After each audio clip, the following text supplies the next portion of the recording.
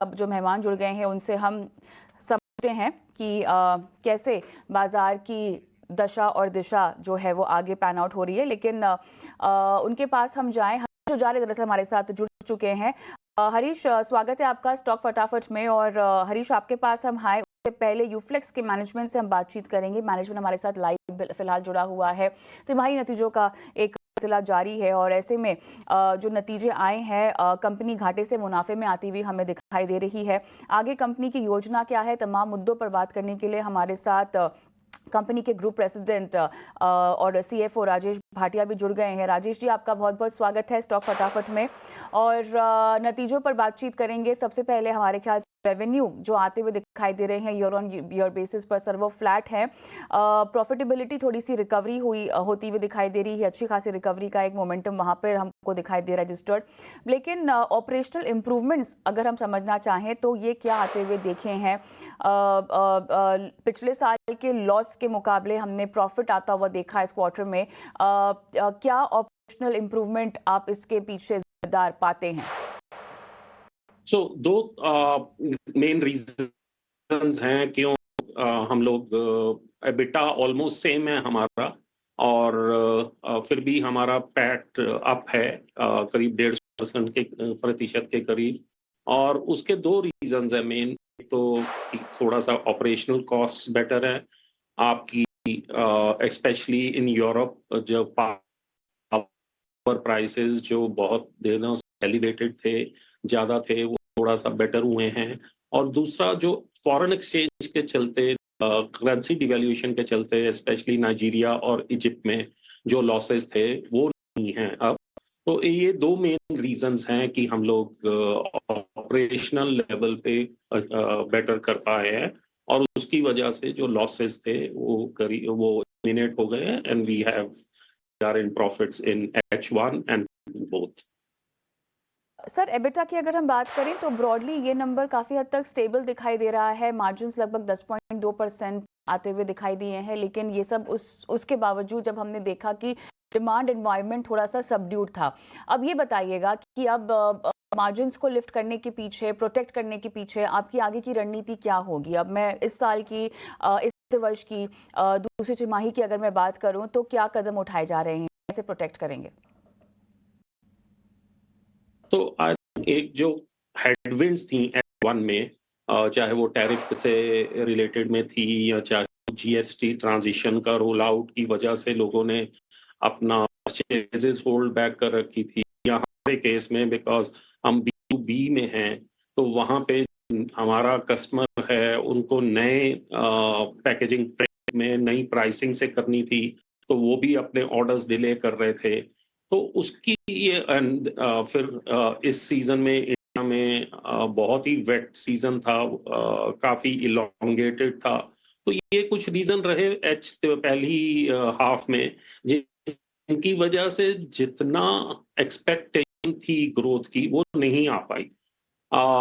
ये सारे फैक्टर्स अब behind us. I think tariff भी इमीडिएटली रिजॉल्व हो ही रहा है, और बाकी दो फैक्टर्स भी अब पॉजिटिव चलेंगे।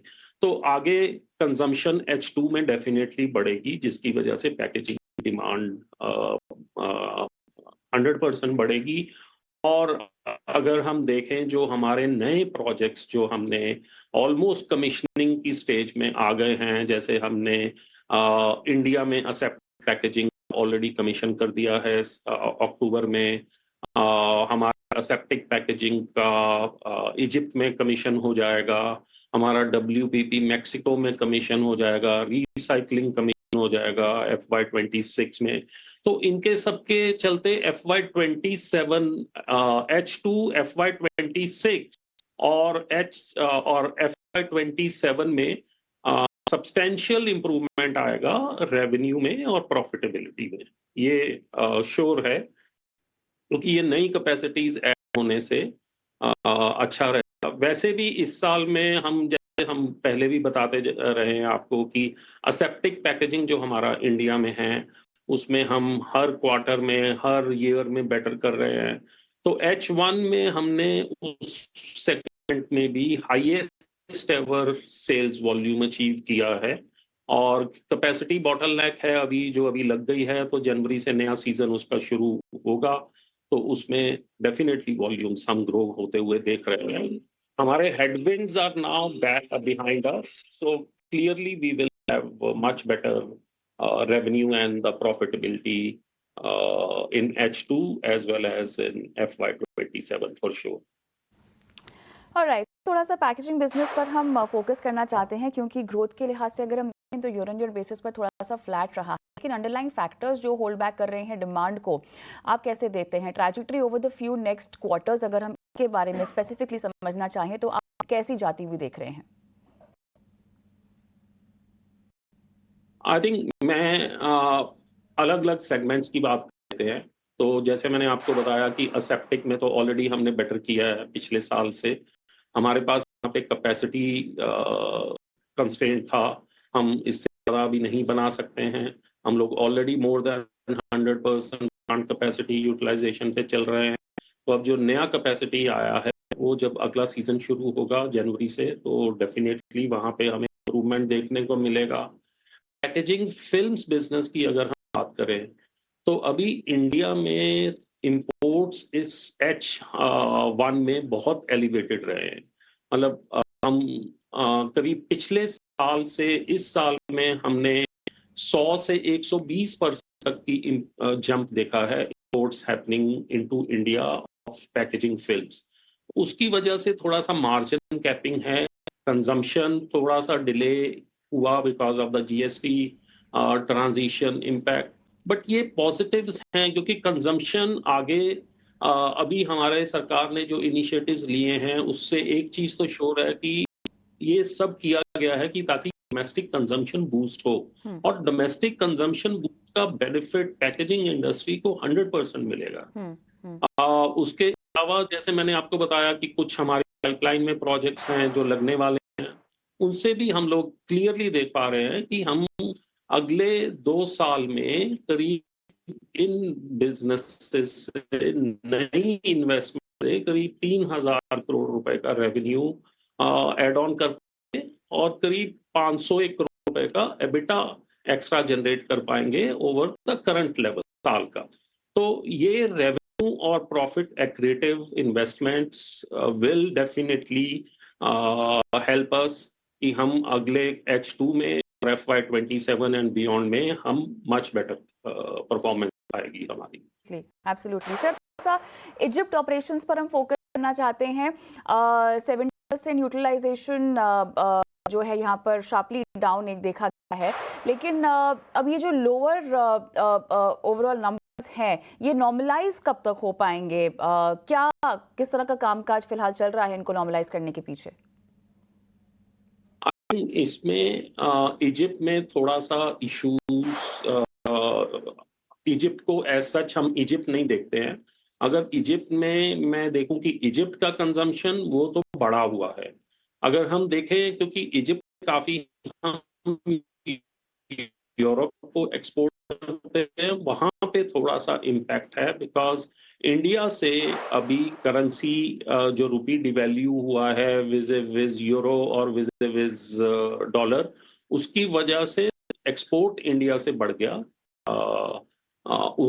that is impacting the prices in Europe, and because we are a local player in Europe, we produce in Europe, Germany, Poland, तो हम beyond a point हमारा जो price points हैं वहाँ पे local manufacturing cost is high, so we have to